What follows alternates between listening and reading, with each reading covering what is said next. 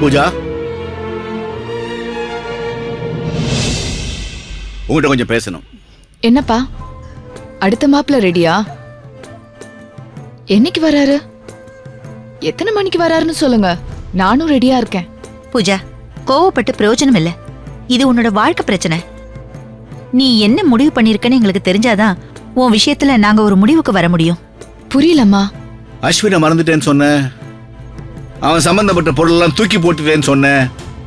ஆனா நடக்கிறதெல்லாம் பார்த்தா அப்படி தெரியலையேம்மா. ஏன்பா, அஸ்வின் பொருள் ஏதாவது நம்ம வீட்டுக்குள்ள இருக்கா? நீங்க பாத்தீங்களா?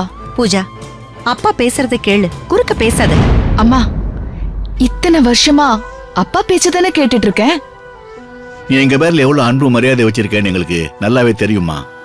ஒரு மகளா பாசம் காட்டுறதுல நீ எங்களுக்கு எந்த குறையும் வைக்கலமா. அதனாலதான் வாழ்க்கை நல்லா இருக்கணும்னு நாங்க கவலைப்படுறோம், பயப்படுறோம். நல்லது கெட்டது உனக்கு நல்லாவே தெரியுமா.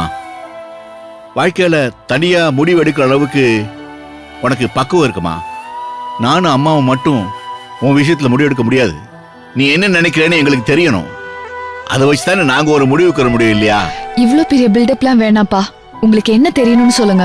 அஸ்வின் சொன்னதுல ஒரு வார்த்தை உண்மைமா. நாங்க வேண்டாம், அஸ்வின் தான் பெருசு நீ நினைச்சிருந்தா இந்நேரம் நீ அவங்க ஓடி போயிருக்கலாம். உன்னை தனியா வச்சு காப்பாத்துற அளவுக்கு அஸ்வினுக்கு வசதி இருக்கு. ஆனா எங்களுக்கு எந்த தலைகுடியும் ஏற்படக்கூடாதுன்னு நீ பொறுமையா இருக்குன்னு எங்களுக்கு தெரியும். உன் மனசுல இருக்கிறத பட்டுன்னு சொல்லிடு. அதை விட்டுட்டு வந்த மாப்பிளைய விரட்டிக்கிட்டு இருந்தா என்னடி அர்த்தம்?